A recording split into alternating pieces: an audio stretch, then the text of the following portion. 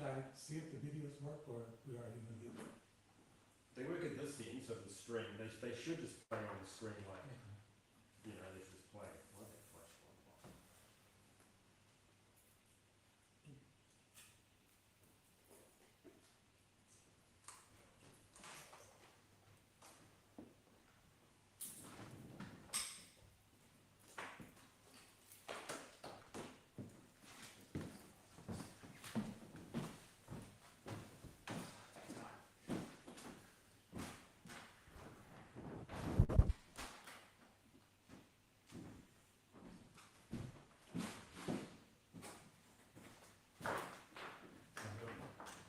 Stop working all of a sudden. Hey, it looks like that's what. That's just power cycling. So Ah. so that happens now. No, we got 5 more layers to get through. Usually what happens.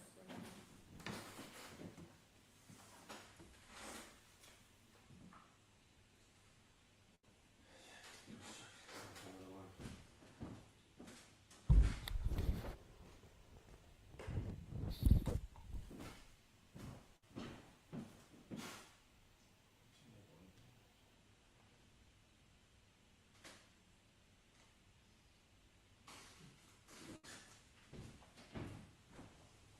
Working? Is it gonna stop? I was just waiting for it to step outside. Okay, we're gonna do it.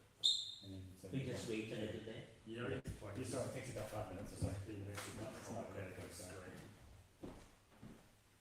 Sorry about the wait, it's our first time troubleshooting this. This room must have lost power at some point during the Okay. night or something, because this was just not getting power. So is it just going to connect through Zoom, is it? Is that how this is working? This is a Zoom room, so is there going to be a meeting on this?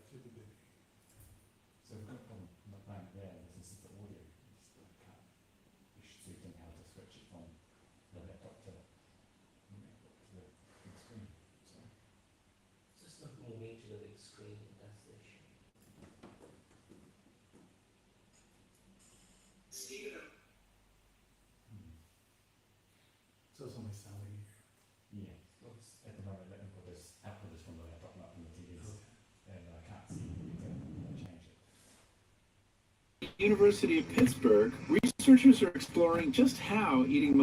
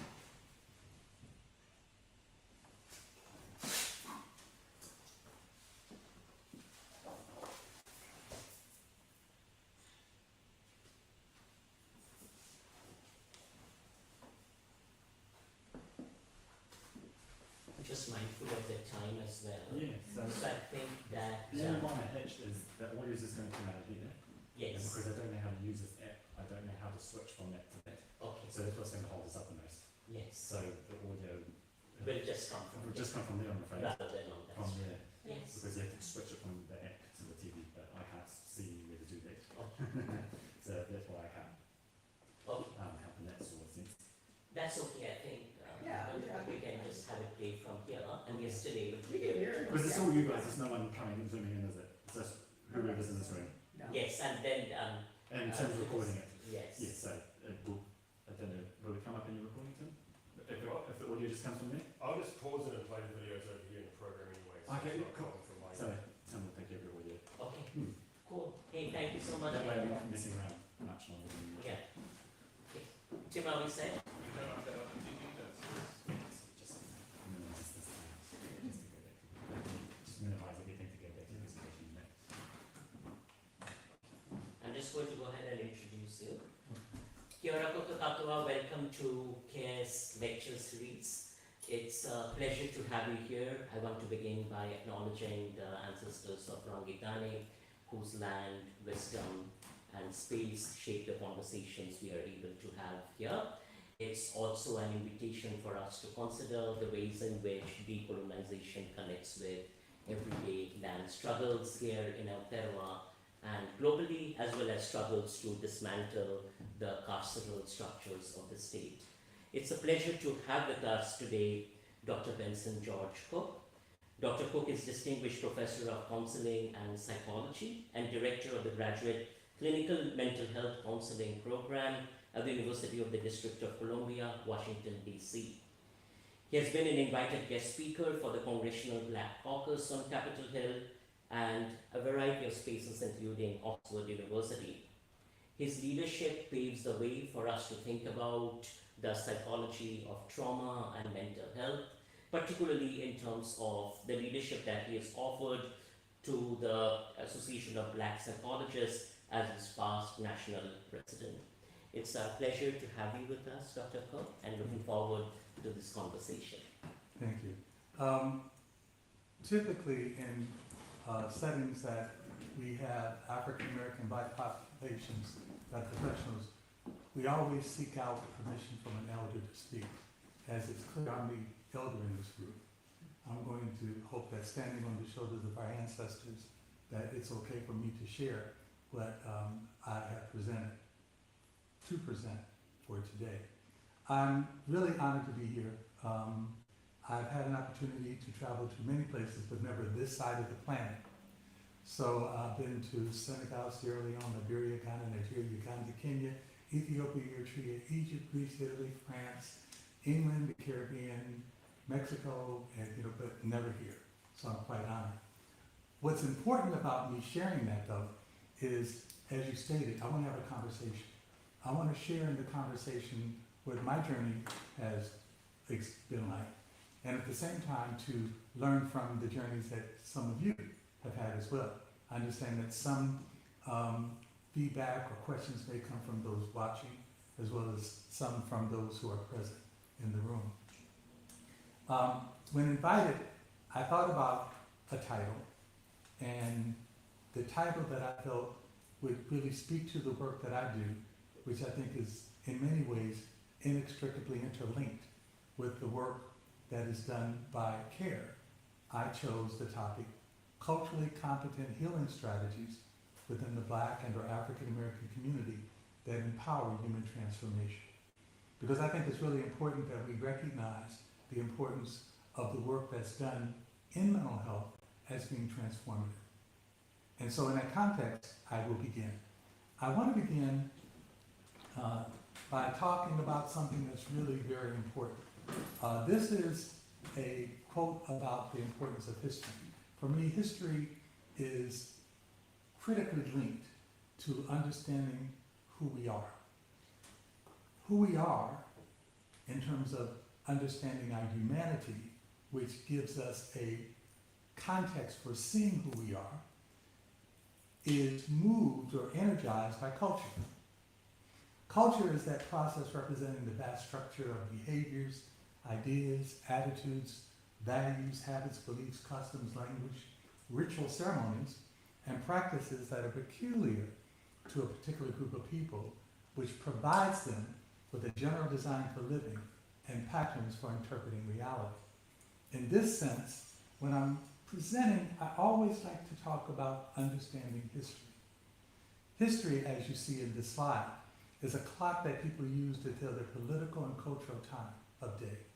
It is also a compass that people use to find themselves on the map of human geography. The role of history is to tell a people what they have been, where they have been, what they are, and where they are. The most important role that history plays is that it has the function of telling people where they still must go and what they still must be. Now, this is really foundational for me, and a lot of the work that I do, especially in inner city areas or in areas where I'm invited to speak to indigenous populations, because the first thing that becomes important is understanding history. I'll give you a quick segue to this. In the United States, around 2005, we had Hurricane Katrina, which really wreaked havoc up and down the Gulf Coast area. In particular, in a location where I used to live and where I used to teach. I taught at Xavier University of Louisiana, which is an HBCU or historically black college and university, in the heart of New Orleans. Now, of course, if you're from there, it's New Orleans. But if you're not, it's New Orleans. So many people, they understand New Orleans. And when the tragedy occurred, I remember many first responders did not know how to respond to the events that were unfolding. While I was away from there at the time, I was at that point in DC, I remember reaching out to colleagues and friends to see what we could do, because it seemed that every effort by the government was stalled. And there was blaming. The people who could not leave, it was their fault for being there. The people who could not afford to move to higher ground, it was their fault for not being able to do that. All of this. And so the stereotyping, the typecasting, the ostracizing began to occur. And so when first responders arrived, they didn't quite know what to do other than we got to move everybody away, not understanding the impact it had on families. So I began to communicate with some colleagues, and I said we need to draw up a plan on how to help first responders develop a cultural competence to deal with disaster relief. Fortunately, the American Red Cross picked up on it. I eventually, a couple of years later, did a panel with the Disaster Relief Task Force with the American Psychological Association. But what was critical in there was understanding history. For example, many of the people who were left behind because they did not have the financial wherewithal to just pick up and move. They didn't have a car. They didn't have the money. If they had a car, to afford the gas to travel the distances that they would need to be saved. And so in that context, one of the things that became important was I began to lay out the history of the Gulf region for a number of disasters like the Great Floods in the 1920s and what happened during that period of time, or Hurricane Betsy in the 1960s and the events that happened during that time, where levees were blown to let the water move away from the wealthy people and flood the poor people. Now, when the people were basically having this sense of cultural mistrust and not really trusting the authorities to do what they were asking, I said, you need to hear them, or as I say, the role as mental health professionals is to help the people we're working with hear what we're listening to them say so that we can begin to know it, and through knowing it, understanding, and through that understanding become more aware. And so I began to talk about the importance of that history. And for those who listened and began to utilize that, they could then begin to engage in the therapeutic interaction that helped the people who were harmed the most be able to realize what they could do to move forward with their lives. I use this in another sense on this next slide in terms of enriching our collective memory with our historical culture. So let me just go back one more time and give you this one. Healing begins with an awareness of our history. The next then is enriching our collective memory with our historical culture. There are places, for example, that I work in Washington, D.C., that focus on the Black church tradition. And one of the things that I remember in one of the settings I was in, where I do a lot of pro bono work, is they were saying, like one person had been a veteran, other people had done other kinds of events in their life where they suffered from trauma. And one was saying, I've just been praying and praying. And no matter how much I pray, I just can't seem to get over this sense of depression. And I said, well, I'm not a minister or pastor, but I think I read somewhere where it said faith without work is dead. I said, so if you broke your arm, are you just going to pray on it or you will get it fixed? And he smiled and said, I guess I get it fixed. I said, well, the same thing applies to our mental health. There are things that we need to do. As we talked more, I began to realize that helping people recognize the connection that they have to things that are positive in spite of the media presenting all of the things that are negative became really important. So in this particular slide, you see several images. You see images that basically reflect African history, early African history, dating back 10,000 years or more. And when I talk about this, I basically lay it out this way. I said it's important to recognize that you are connected to a greatness that rests within you, that once you begin to become aware of it, enhances and empowers you to do even more. And so in that sense, I said, you come from a legacy that's over 200,000 years old. You basically come from the birthplace of the first spoken and written language, philosophy, mathematics, engineering, architecture, science, technology, and even medicine, religious practice, literature, art, music, and other cultural contributions. And so when you are suggesting that you are nothing, I want to remind you that if you really look at and understand your history and the culture of your history, then you've got more to work with than you see in front of you right now. And so let me pause for a moment and say, one of the areas that I specialize in is major depressive disorders.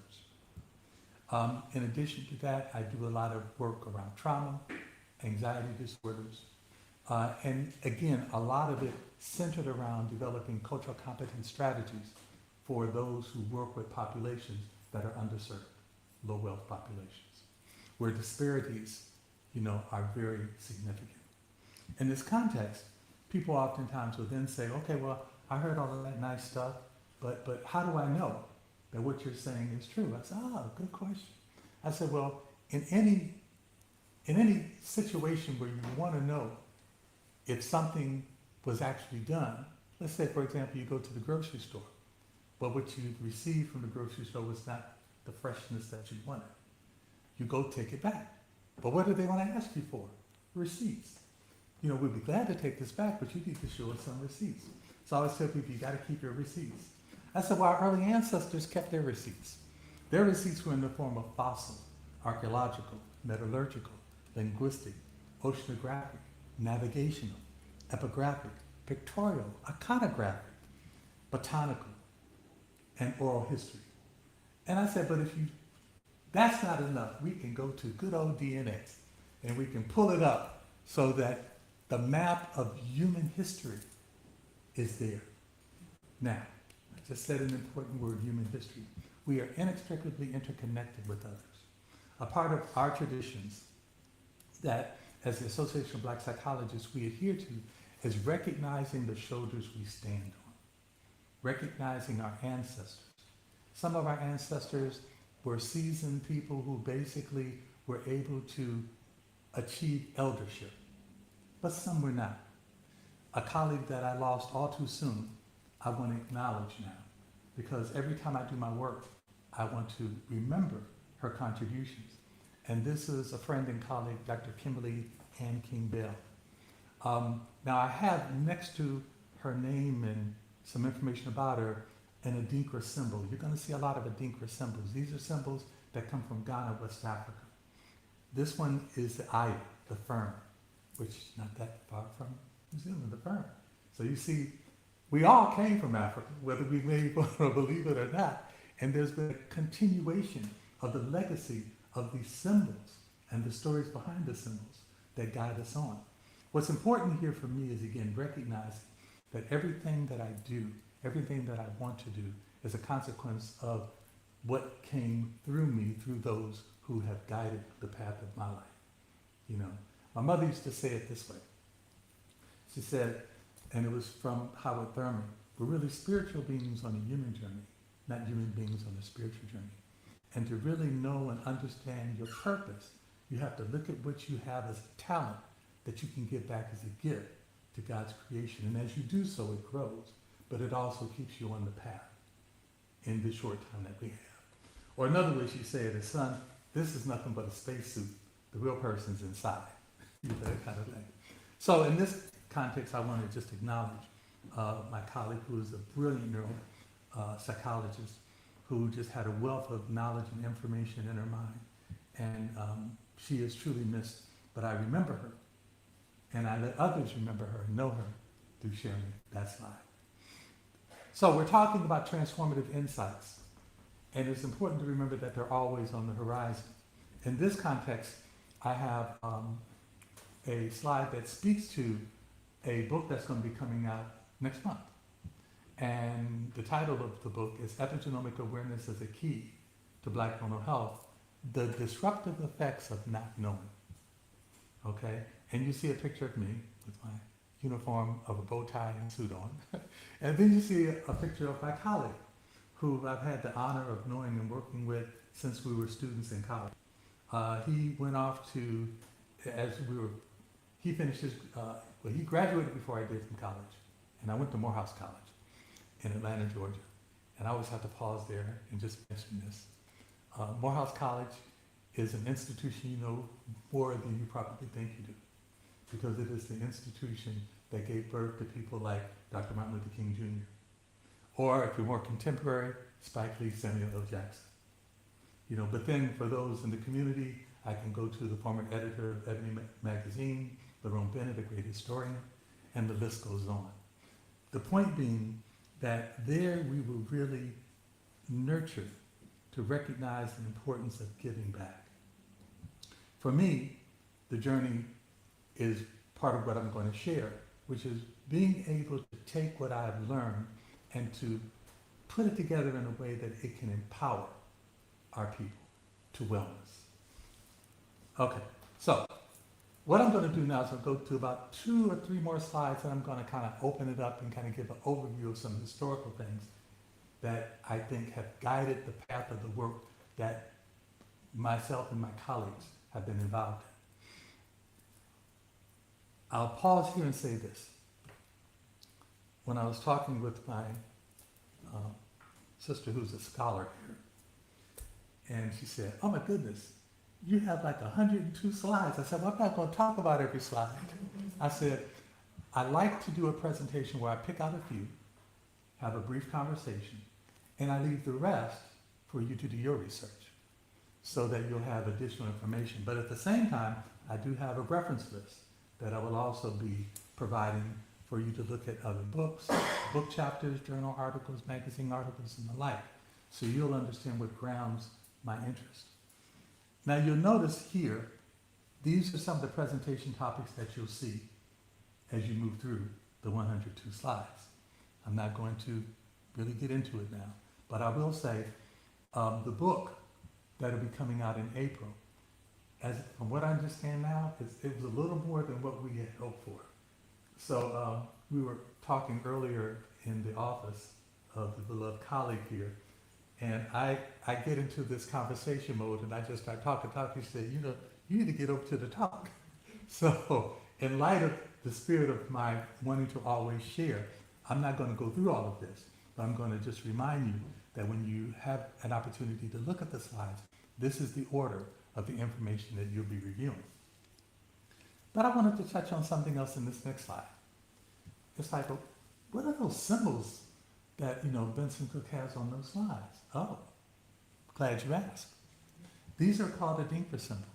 They come, as I said, from Ghana. I've had an opportunity to travel to Ghana more than any other West African country.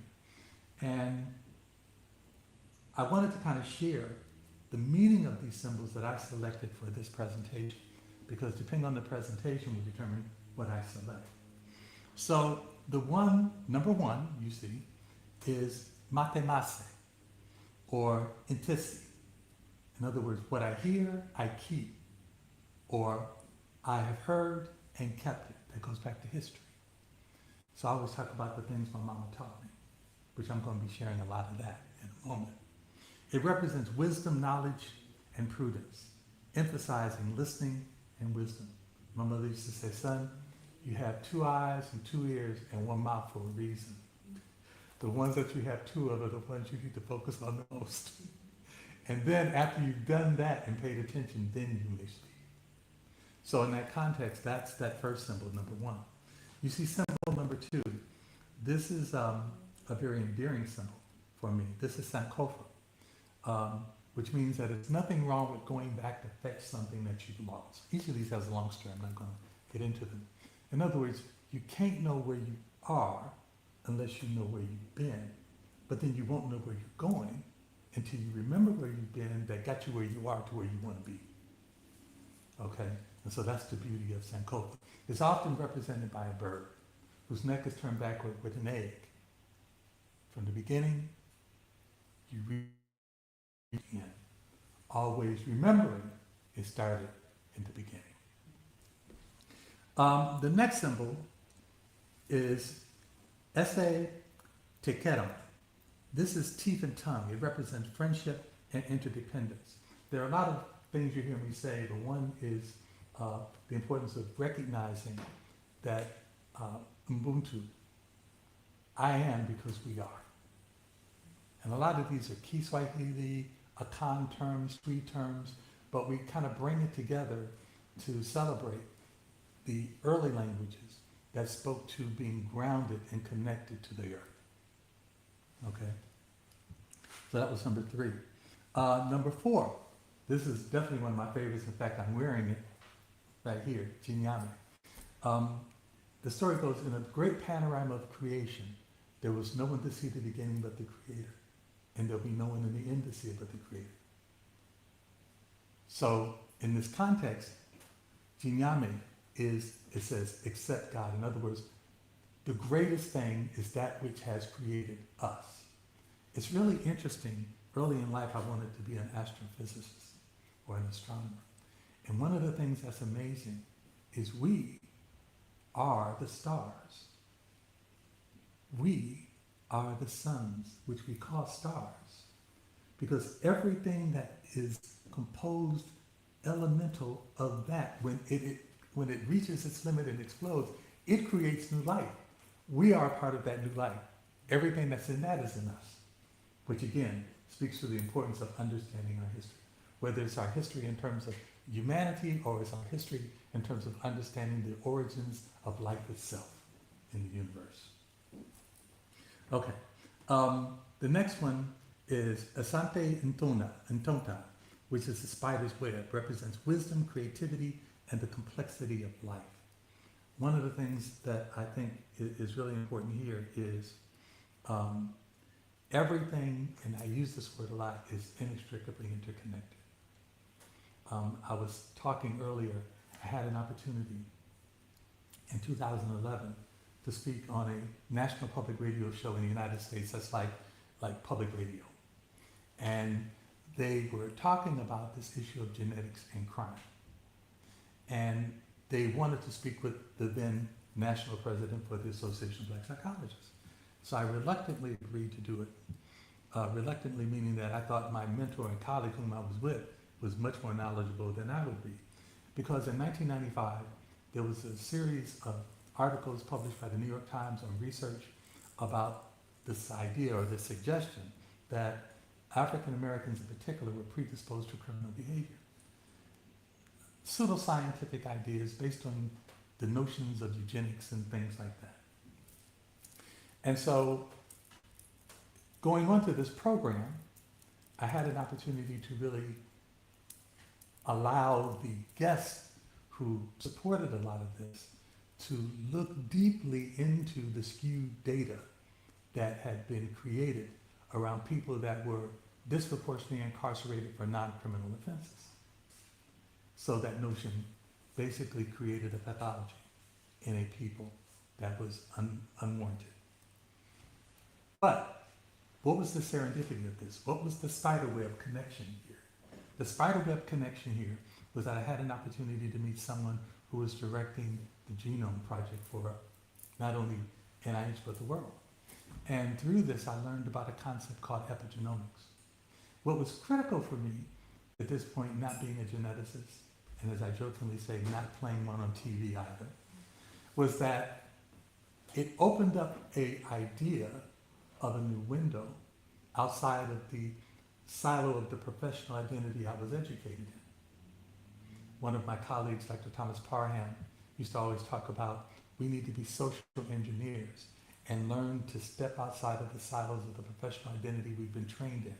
In other words, we need to be able to listen and hear outside of where we are to better understand not only what's there, but what's outside that we connect with. So I saw it as an opportunity to begin to introduce to our organization information about what geneticists were doing around the idea of gene expression, epigenomics, which I'll talk more about later.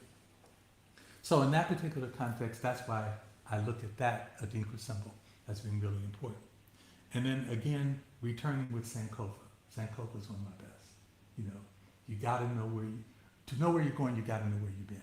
So that history and culture becomes important. At the same time, I wanted to show this slide to emphasize another piece.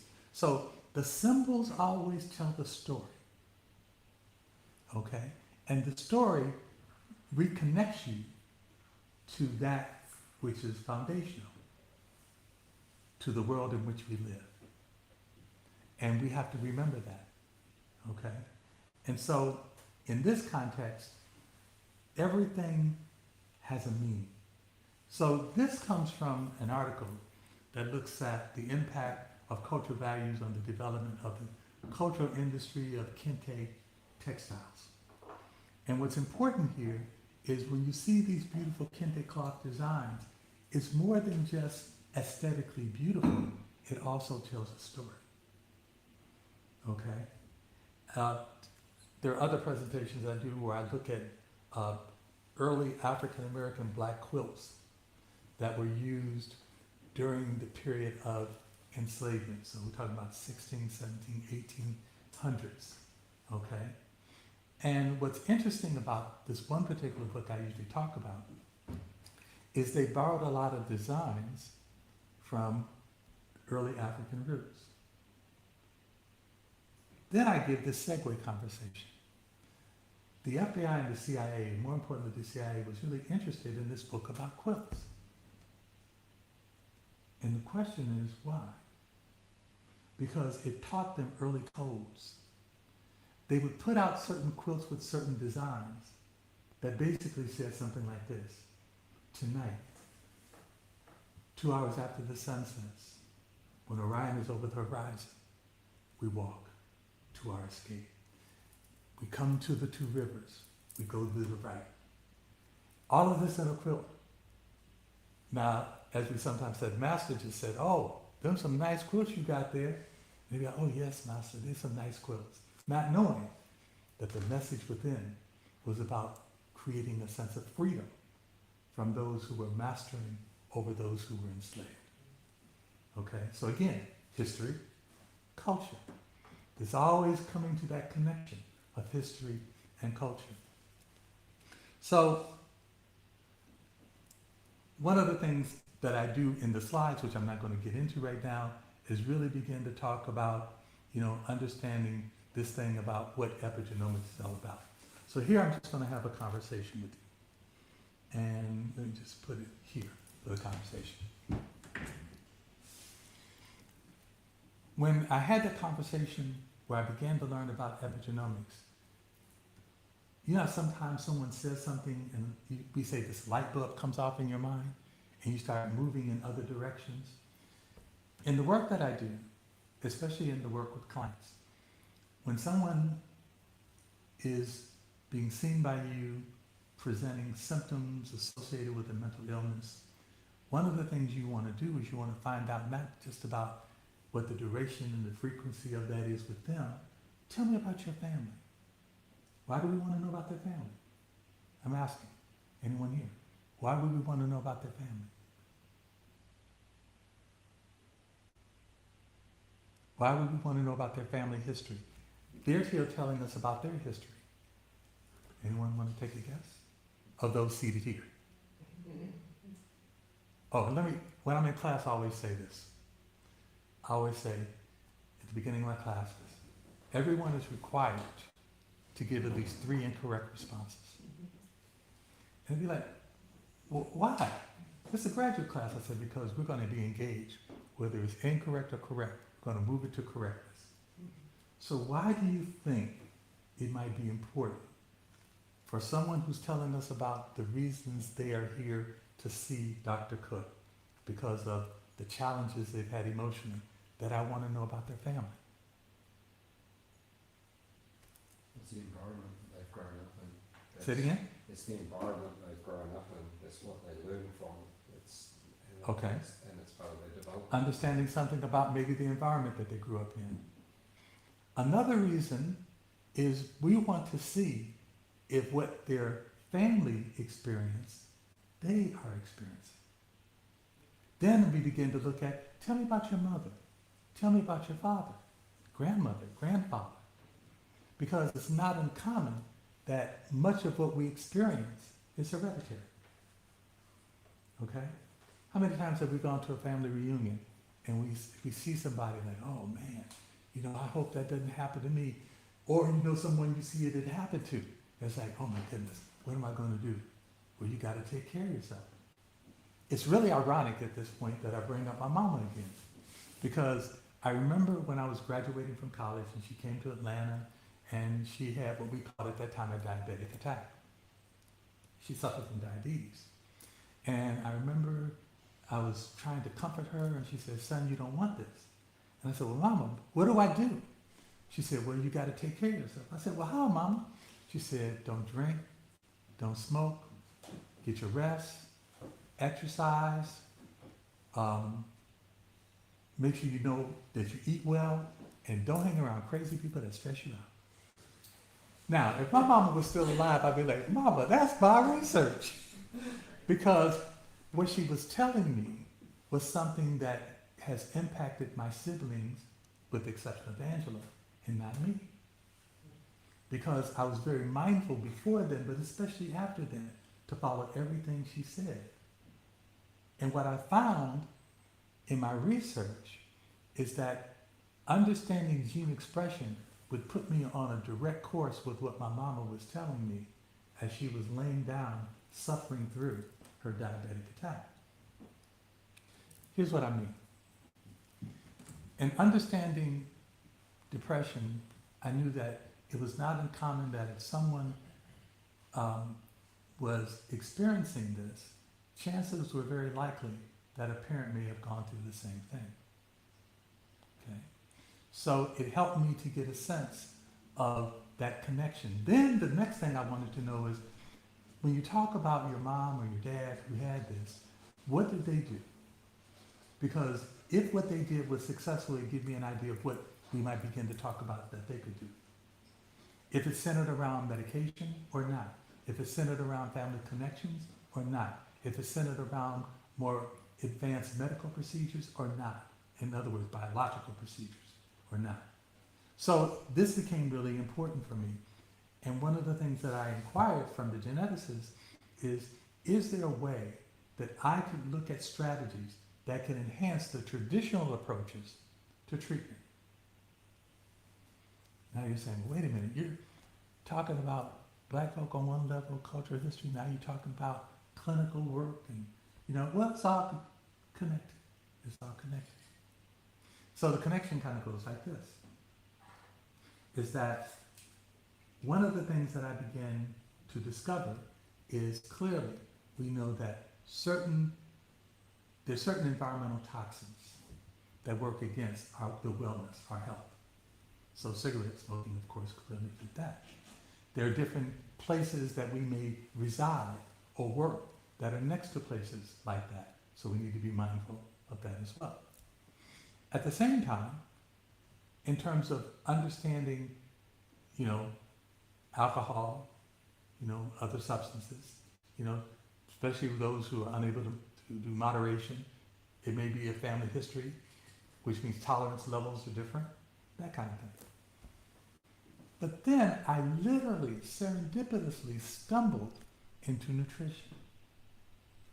Stumbled into it in the sense that I didn't really recognize how powerful the connection is to one's mental health. And that's where I want to share a video clip. In fact, I could probably do two at this time so I can get them both out of the way. So, I'll set it up this way. The first one is about a minute or two. And I've written two textbooks on depression titled All About Depression, Issues, Treatment, and Resources, first, second edition. And the second edition book is an ebook, so that for those who may not be familiar with the terminology of what happens, chemically, transmitter-wise and all of that, they can go to a video clip, pull it up, and they can see it for themselves. Because I'm that kind of learner myself. I learn not only tactily, I learn visually, I learn auditorily, and sometimes I talk. I try not to talk too much. But that becomes really important and powerful. So this first clip gives you an understanding of the role of epigenomics. The second clip talks about nutrition, and it really hits home with looking at African American populations. It comes out of a book titled In Defense of Foods. I don't know if Pollen is the author. You may, you'll have this so you'll be able to do your homework and go with this. So now let me see what's going to happen here. I'm going to end the show.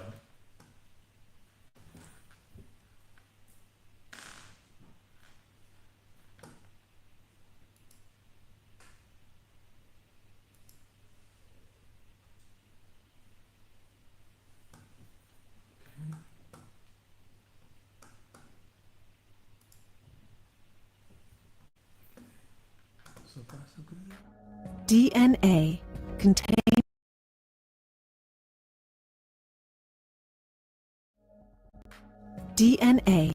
contains the instructions for building all the parts of the body. But DNA is only half the story. The DNA in our bodies is wrapped around proteins called histones. Both the DNA and histones are covered with chemical tags. This second layer of structure is called the epigenome. The epigenome shapes the physical structure of the genome.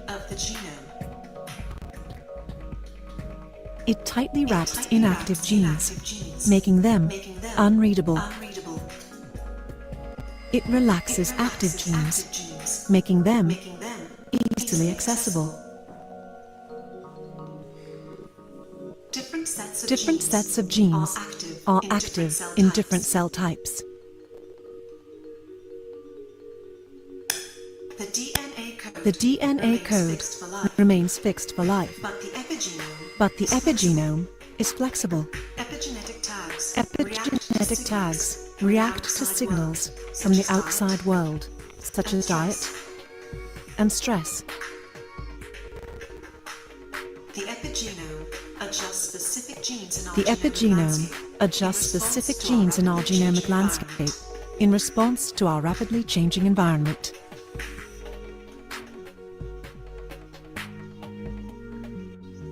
Half the story.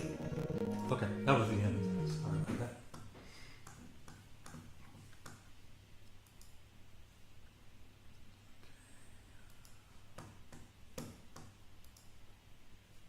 Okay, so Help. let me But share we're a thought particularly before we go through this next video clip. In other words, these chemical tags act like an on-off switch.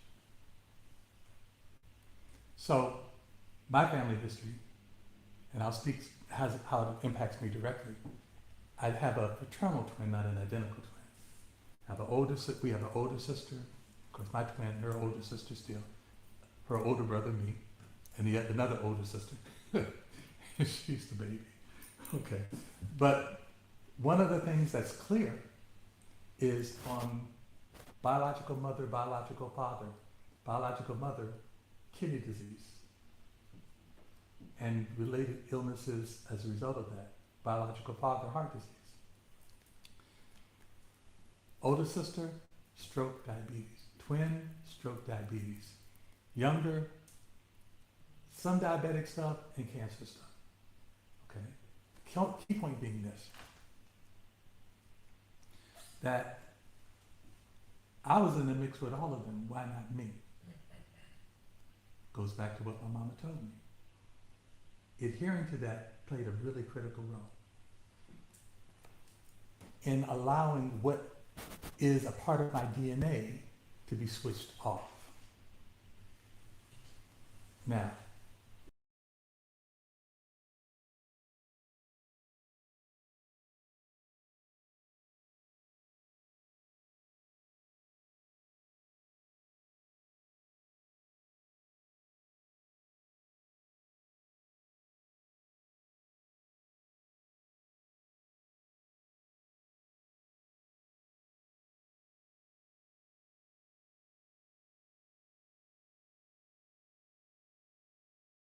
in institutional racism. So for me, those were the questions, constantly asking questions. As I tell my students, the thing about being in courses with me that I teach is I'm learning as much as you're learning. The difference is I'm not only learning to be a better professor, but I'm learning from you to be able to learn how to communicate that. Okay. So this intrigued me. Wait a minute. How am I keeping these chemical tags in the off switch cycle versus the on switch cycle? Well, again, don't drink, don't smoke, nutrition, being able to find ways to effectively exercise, rest, and stress. Not being around crazy people that stress you out or crazy situations that you know trigger you. Okay? So this one was really amazing. And so let me share it and it'll speak for itself. Here we go. It's 4 minutes, so it's short. At the University of Pittsburgh, researchers are exploring just how mostly plants may promote health. But with particularly colon cancer specialist Stephen O'Keefe spent many years working in Africa, where he saw very little colon cancer among his patients. But when he moved to the United States, he was struck by the fact that African Americans have one of the highest highest colon cancer rates in the world, even though many are genetically similar to Africans. Studies have demonstrated that the factor most associated with differences in colon cancer between Africans and African Americans is diet.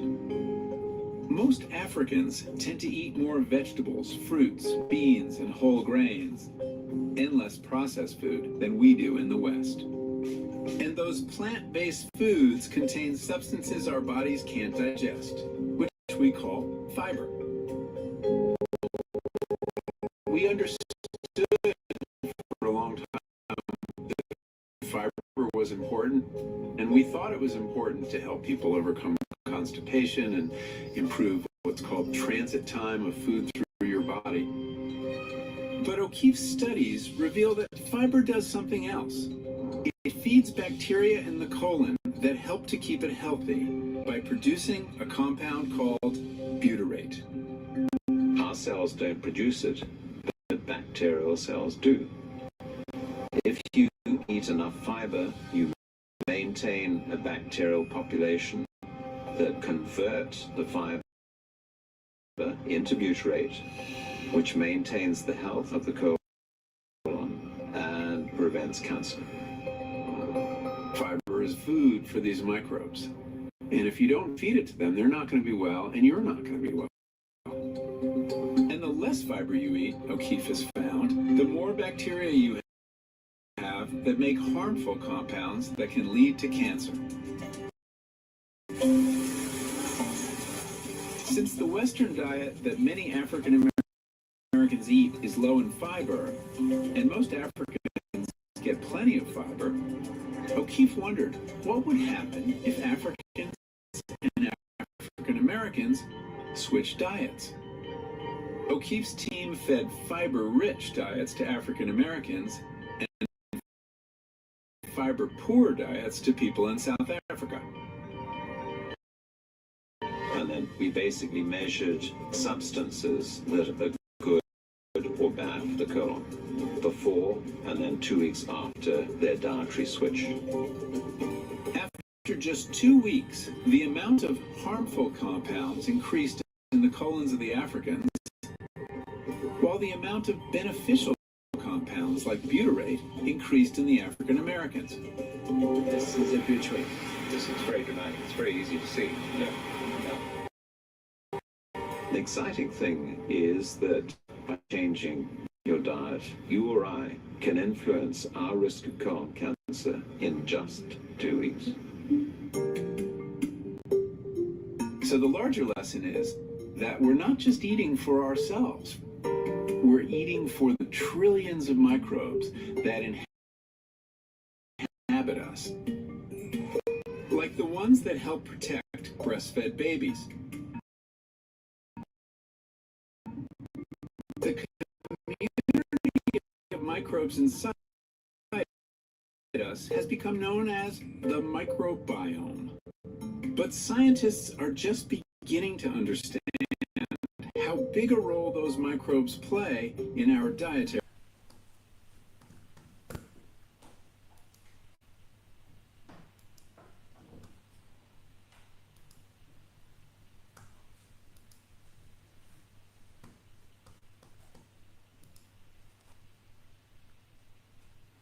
Okay. Every time I look at that, I'm like, wow, 2 weeks. So before I go any further, just time-wise, where am I? Maybe we take another 7 to 8 minutes, and that will Perfect. give us another maybe 10 minutes for questions. Yes. So just let me know. You know, I can stop on the dime. All right. So what I've shared so far with you, I hope gives you a sense of what my journey has been guided by. This idea that even though my training is psychology, which has me looking at understanding the impact of what happens at a psychological level, physiologically, biologically, neurologically, neurochemically, that there was another level that I could learn from, and that was gene expression. And through that, I was able to say, okay, we have talk therapy, we have medication treatments, that basically, let me show you this, so I think it'll help. Sorry, I am switching up a little bit from what I said. Here it goes. Okay. So, you basically see in the middle talk therapy. So yeah, you know, evidence-based research says if you want to really help somebody, this is the way that you go. But at the same time, there's what they call efficacy or effectiveness with medications. But there's greater effectiveness with talk and medication versus medication alone. Even though we live in a society where a lot of people just say, give me the pill, and that's all I want. At the same time, social support systems, especially those that are culturally relevant, become really important. And then you have the biological, which would be, used to be shock treatment, or now repetitive transcranial magnetic stimulation, things like that. But I'm introducing this whole idea of gene expression. Okay? All right, so what this does then is it kind of brings us to understanding the impact of trauma. And in this regard, one of the things that I started wondering is, okay, I work with major depressive disorders, I work with trauma. It's not uncommon. Trauma and generalized anxiety disorders might cause one to become depressed. I could see intergenerationally some of the things that are happening. Is it possible that this could also be transgenerational? And the work really picked up, where I began to explore the research on this, and it comes from two different areas, mostly animal studies, but then you look at studies that focus on people that have gone through great families, okay? It not only impacts the person in it, the offspring of the person who was in it, but why is it affecting people who were nowhere near it? That was what the interest was for me. And maybe if I could understand that, I could come to a richer and deeper understanding of some other factors. And so I want to bring you here. In 2021, the American Psychological Association made an acknowledgement that was very profound. Now I'm getting into looking at systemic and institutional racism, or systems of oppression, that add to the distress, that add to the inability to access resources, okay, that have a profound impact on wellness. So disparities are oftentimes a part of this, okay? And what they acknowledge is that they played a role for over a century in contributing to systemic racism by promoting, perpetuating, and failing to challenge it. And so I just have 3 real quick slides. Again, you're going to receive this, you can go over it. When you look at like the syphilis studies, where there was a desire to say, what happens if we let a group of people just die from something we have the ability to cure? Okay? And so again, you begin to see, when you heard people saying Black Lives Matter, they were basically trying to say, do not let my melanated skin be a reason that you forget about my humanity. Okay? This is another one, where you begin to see this whole notion of the eugenics movement. Some people should be able to have children, but others should not. Okay? So this opened the floodgate, an admission that everything we said was a lie that basically perpetuated the situation you find yourself in, even to the point that you begin to see how we have utilized the system of incarceration against you. So for me, all of these became significant factors that needed to be understood and underscored. About 3 minutes? Okay. So I've given you a lot of information here to look at, even take you through the data from COVID and the like. But I want to bring you here. So I talk about culture, and you heard me say it already. But then I give you specific theorists who have created ways for black psychology to begin to have a positive impact. People like Dr. Naim Akbar, people like Dr. Wade Nobles. So let me just pause here for a moment. I want to ask a general question. I ask all my students, so they're in the same place you are. They don't know what my head is thinking, so they're going to give you what you know. When I was at Morehouse College, anytime you say a word, they say, what's the etymology of the word? Break the word down. What's the meaning of it? What's the prefix? What's the suffix? So when you hear the word psychology, what is psychology?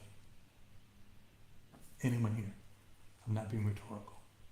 When you hear psychology, you think of what? The study of? Human mind. The study of the human mind. Someone else said? Study of the self. Self. Self, okay. And in the 1800s, this is what began to happen. Early 1900s. Late 1800s, early 1900s. However, if we go to the meaning of the word, remember history. I already gave you the suffix, ology, logos, study of. Psyche comes from the Greek, as did the logos. And it represents the spirit and the soul. So if you go back to ancient Egypt, it was the Saku, which the Greeks called psyche. So if psychology is about the soul and the spirit, why haven't we changed the name to behaviorology or emotionology? Because when we really are trying to connect with someone, how you feeling? How you feeling, my brother? How you feeling, my sister? How's your soul today? How's your spirit today? You in good spirits today? All of this becomes an important part of understanding and reconnecting with that history. So these works basically continue to speak to that. Okay? And now to wrap it up, I'm taking you to a whole different place. I'm beginning here. This was talking about the microbiome. But then I'm taking you here. Foods that improve generational health. Again, transgenerationally. We saw what happened in 2 weeks that imperils families. Or, as I say in the book, the disruptive effects of not knowing. Okay, so here we have foods that help produce serotonin. When you think about serotonin, norepinephrine, these are used in many of the chemicals of drugs designed to help reuptake. Okay, in other words, it helps the neurotransmitters to do what they were created to do. When they are not doing what they were created to do, we see the outcome in our changes in mood. That can be so disruptive that we may even contemplate suicide. Okay? Talk about magnesium. Wait a minute. Dr. Cooke, we didn't have you come here to do chemistry on us. You're just supposed to be psychology. But I had to step outside of the silo of the professional identity of psychology to really do the work. Then here you go some more. But I want to take you to this one. Especially in the United States. Low wealth populations basically are underserved in terms of access to stores that sell real food. Instead, they have boxed or canned processed food. And here it says, processed foods, foods devoid of many of the vitamin, minerals, and polynutrient compounds found in plants. In other words, foods grown and harvested in factories are foods that are composed of artificial dyes, preservatives, and synthetic nutrients. And then we get the sugar. It is related to inflammation at the cellular level and associated with, I usually have everyone repeat after me, but you can do it in your mind, increased risk of what? Depression and Alzheimer's disease. Real quick story. I'll take 60 seconds to do it, then I'll come into a close.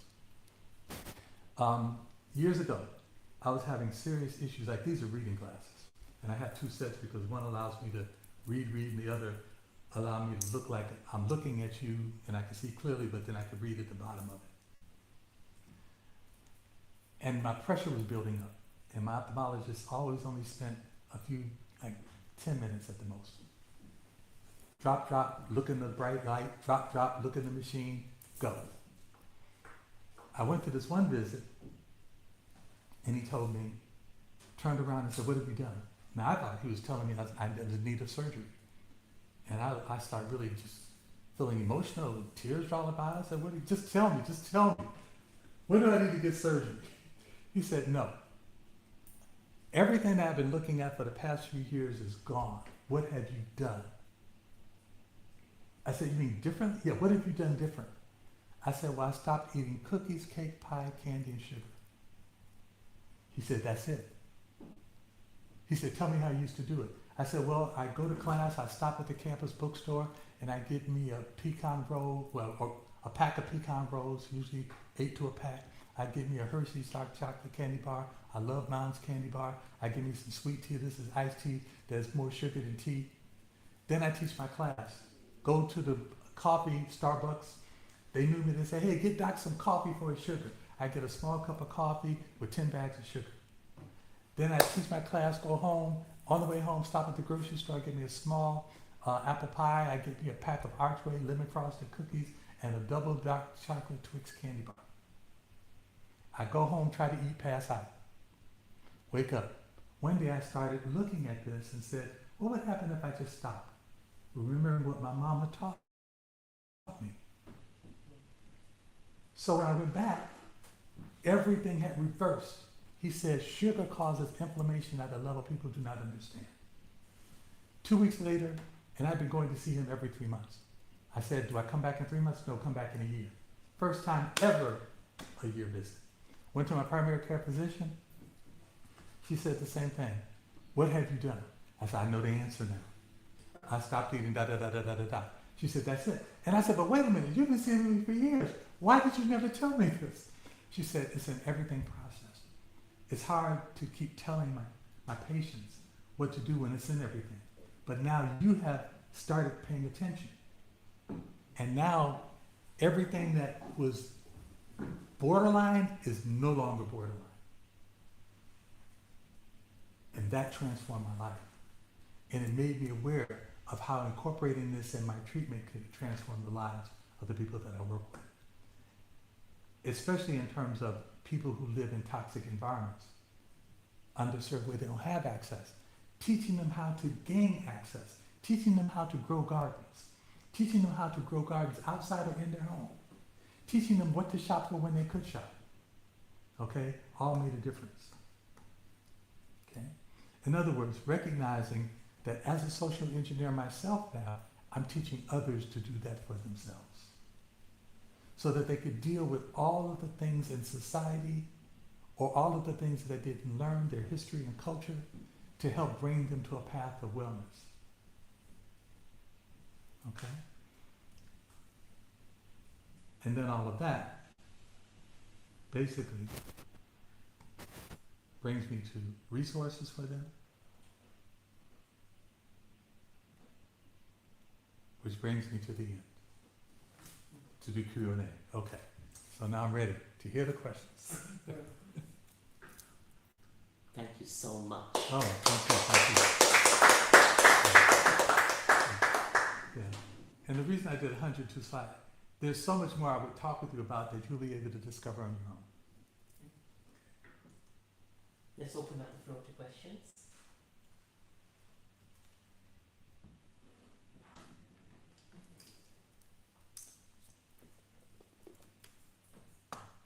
Any questions?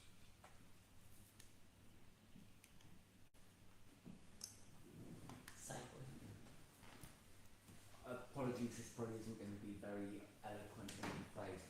First, thank you for a really wonderful, warm, kind, and wise talk.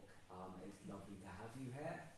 I'm really interested in trying to get asking the element of healing that was in the beginning of the talk to some of the stuff about epigenetics and trauma in light of the way that material is sometimes criticised as almost re-promoting a quasi-eugenicist form of biological determinism that says these people have been damaged over so long in such deep systemic ways that they will always be damaged.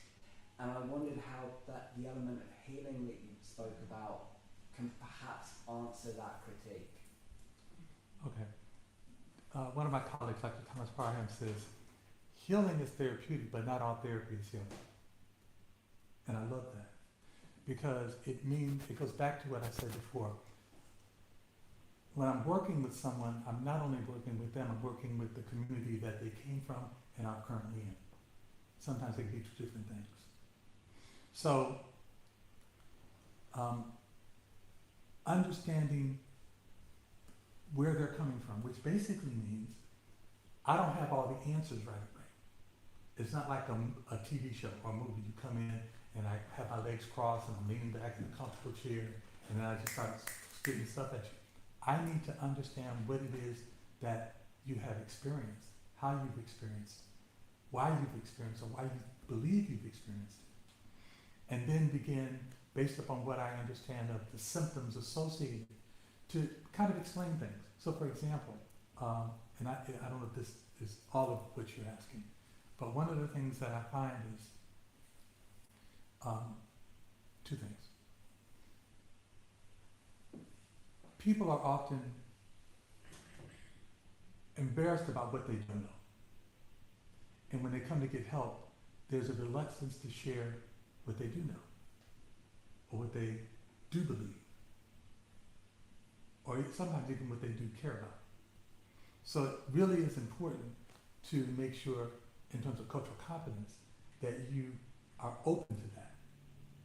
Open to something as simple as, tell me the meaning of your name. Tell me, is that important to you? You know, tell me the meaning of the place in your family. How is that important to you? Okay? So those become really important connections. The other thing I tell my students is that, and I always frame it, I said, according to Dr. Cooke, the most intimate relationship on the planet is therapy. Where else can a person go with an understanding that they can share every and anything with you for the sake of creating a healing space for themselves? Things they won't tell their mama, their daddy, their sister, their brother, their significant other, they will share with you, guarded by confidentiality and the limits of it. But in that context, having humility becomes important. So as a professional, having the humility to know what I know and to express what I don't know. And to be able to say, you know, I'm not familiar with that, but I'm going to do my homework and come back with a response that I believe is in alignment with what it is that you're challenged with. I don't know if that spoke to your question. You know what? Sorry, and to excuse myself, so thank you so Okay, much. thank you. Fascinating. Thank you very much. Now, I want to build on what Sai was articulating in us. So, given the history of the psychologization of indigenous, black, people of color communities, and sort of the individualization of terminologies to the level of trait or personality, for instance, how does one then begin from psychology to decenter and decolonize the very frames through which psychology as a discipline is constructed in terms of the individualization of people, communities, and problems? Okay, so if I may, I'm going to point to a slide on this that people will be able to look at that kind of speaks to this, and I'm just going to talk.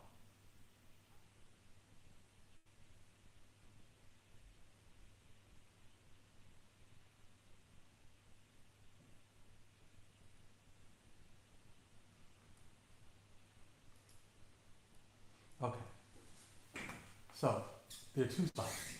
On this one, I talk about what creates the externalized impact of racism and racial trauma. Because there must be a reason why someone chooses to have the power over you to do things. More direct to you, though, is this one, internalized impact. And so, in the book, part 2 of the book was a section that I started writing first. And I started writing it first because I wanted to deal with the elephant in the room. The elephant in the room is the construct of race. It's a social construct. Okay. What's the biggest organ associated with the human body? What's the largest organ associated with the human body? Skin. But how many people see it as that? It gets politicized. And let's politicize the heart, let's politicize the lungs, let's politicize the eyes. You know, we can go on and on and on. But we politicize that. And a lot of it was the development of the social construct is what I spent a lot of time talking about from an anthropological perspective. Because I wanted people to understand that it's not biologically based. It is a taxonomy for humans based upon the belief that there was an enrichment of the taxonomy of insects and animals, where you have a hierarchy and a lowerarchy. But a lot of that, I have my mentor has done work called the philosophical aspects of cultural difference. And he basically says, it's not that one way is better than the other, they're different. So, let me give you an example. He has this matrix, and he talks about worldviews. Okay, so you have European American, African American, Hispanic, whatever, Asian American, Polynesian, American Indian, Alaska Native, that kind of thing. So those are the worldviews. And then he bases it on axiology, epistemology, logic, and process. Our values, how we know knowledge, how we reason, and our behavior. And so, an example that he uses sometimes is, let's say I traveled to a country, let's say I traveled to China before I came here, and as a gift I was given some extensive China. Angela told you I was going, she said, tell your brother to bring me back that China. So, I come back and I bring the China. As I'm walking to you, I'm not watching where I'm going, I stumble, trip, fall, and the China breaks. Well, he said, with some cultures, what you would say is, you broke my plate. In other cultures, the language is nuanced differently. Spanish would be a plato rápido. The plate broke itself. Now what's the significance of that? When the axiology is person to person, and the highest value lies in the relationship, a plato rápido, the plate broke itself, look at another one. You know, you'll be going back to China, don't worry about it. It's on Amazon, you know, look at it. That kind of thing. But in others where the highest value lies in the object, you just done something to the object that was important to me. And that speaks to the worldview of how people view things. Okay? That's the axiology values. Epistemology, how one knows knowledge. Let's go back to China again. Let's say I went and I learned transcendental meditation. And I'm telling you, you know, I can step outside my body, I can cause my heart to stop. And you're like, yeah. If you're Western medical model, European, it's like, I cannot count and measure it, so it doesn't exist. So I'll create biofeedback. Now I got it. I do that stuff you do again, I'm gonna hook wires up to you, and I'm gonna be able to count it and measure it, then I know it's real. Okay? Let's look at the logic. It's like everything, Rene Descartes, you know, either or. Either you're tall or you're short, you're fast or you're slow. You're white or you're black. So through that philosophical aspect of the cultural distinctive differences, we begin to see that that was the foundation around the taxonomy for humans. But it went too far. It suggested that some were less than. And I'll end it on this. I did a study tour in Egypt for 2.5 weeks, where I went with someone who could read hieroglyphics, all that stuff. And we went to this one place where the 19th century, it was the 1800s, anthropologist was looking at these artifacts that were from the people, the Nile goes from the south to the north, so they were Nubian, Kemetic people that we, they say are Egyptian. And it said, these findings are amazing. Although the people who did it had woolly hair, dark skin, large noses and thick lips, and were Negroid-like, they weren't Negro. Not for the stuff that we show them. They weren't Negro. Which is a way of basically saying, that we can only give credit to genius to people who fit a certain racial group, and everyone else is less than. And what that does is it allows you to objectify people, and then they internalize the objectification and see themselves as less than, and it basically, almost like a cancer, it begins to kind of like grow within them and metastasizes and creates within them the perceptions that those who oppressed them had, so they no longer have to oppress, they oppress themselves. Their health diminishes because they don't see the value in themselves. So that's a long-winded way to kind of get to, Thank you so much. thank you. Maybe we have time for one more question before we wrap up. I'm just trying to take what you said and then reverse it. Okay, hold on. When you saw me, I'm not talking on my phone. I have a hearing aid, and I'm turning up the volume. Right, sorry, I will speak up. Okay, my thank volume, right? So I'm just taking on board what you said, and I like that model. But then your slide before this one that you have now is basically what allows, not me personally, I try not to be racist, but allows racists to be the way they are, is you're saying there is a cancer inside them as well. Yeah. Right? To allow them to have that power, or think they have that power and control over others. Yeah. So I'm looking at everything you've done, and it's fascinating. But I'm also looking, what is it, the history of white people, Okay. right, that has allowed them to become the way they are? And that to me is interesting as well, because maybe that is where we make that change. Does that make sense? If we can, I think it does. yeah, I mean, I take on board because I'm being very careful what I say, because I just don't want to be seen as someone perpetuating something. But again, I think unless we have the conversation, we never really know.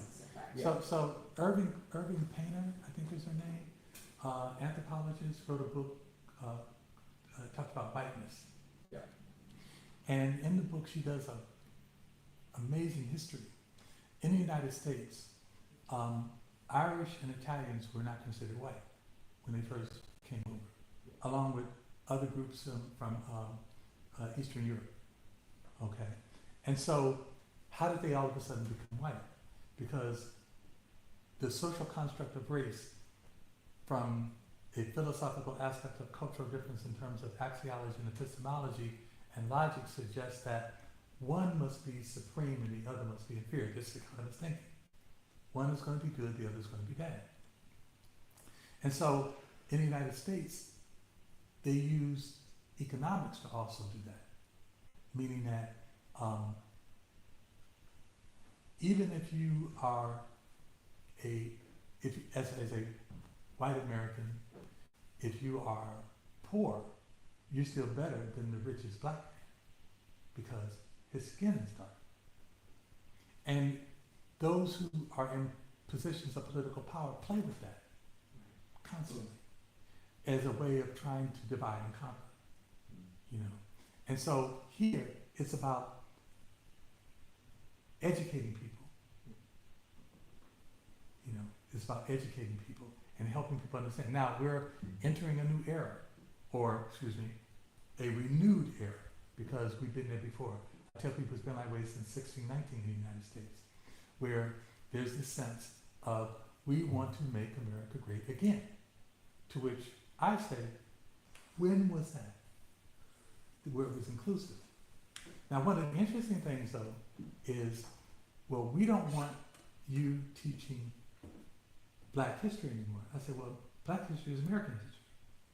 I said, for free labor, we built the White House. We built the Capitol building. We made it possible for the banks to create wealth, you know, so that America could grow. We fought in every war, you know. In fact, Crispus Attucks, one of the first to die in the American Revolution. So you're saying now you want to take all of those people out and make it look like there was only one type of person that came in and did the things that led to the freedoms of the society, when that's false. Even to the point of the most recent thing was to say the Tuskegee Airmen. We know, those who study the history of World War II, that the Tuskegee Air, they said black people couldn't fly, but not only did they fly, the American bombardiers asked for the red tails because they put a red paint on their tails. Because when they were flying, they protected the bombers and didn't fly all around to try to see how many kills they could get with individual. So they're now saying we want that taken out of the military history books. Okay? One of the tank brigades that General Patton had were the Black Panthers. So take them out of the history books, take the Navy men out of the history book. When Pearl Harbor was bombed, a cook manned a machine gun to help save lives. And now one of the ships is named after him. So it's kind of like there's this idea. And what I say to my colleagues and friends and family is, it wasn't until the 1970s that there was anything like black history taught. Before then it was taught in the homes and the churches and the community centers. So even though they want to transform the history, you know, we just have to keep remembering to teach the history and the culture. You know, we have to keep doing it. Now, one of the latest things, Texas kind of sets the tone for school books, is they say that the early Africans who came to America primarily as workers to learn trade to make their lives better. That's the new history. So they weren't really enslaved or in slavery. We were taking people and teaching them Christianity, giving them a job, and they worked. And we fed them and clothed them so that they could do the work. You know, and that's just us, not getting into what they say about indigenous Americans. You know. You'll find that the items in New Zealand are not a lot different. Yeah. So history has always been an inextricable part of what I have to learn to teach. And it's not just mine. I learned the history of all of the places that I go, and more importantly, the areas in the United States. Because the United States, you know, you have the South versus the North, you have the Northeast, the Southeast, the Southwest, the Northwest, the West. You know, so the different territories, each are often given these different histories, but now the goal is to erase any contribution that was done by anyone who is of African ancestry. And making America great again means suggesting that the only people who played a role in the building of the society were the people who currently are considered white or a part of the white list. Thank you so much. We are past the time, so we will wrap up. I want to again thank you so much, Dr. Cooke, for joining us and really appreciate this beautiful conversation. Thank you. Thank you.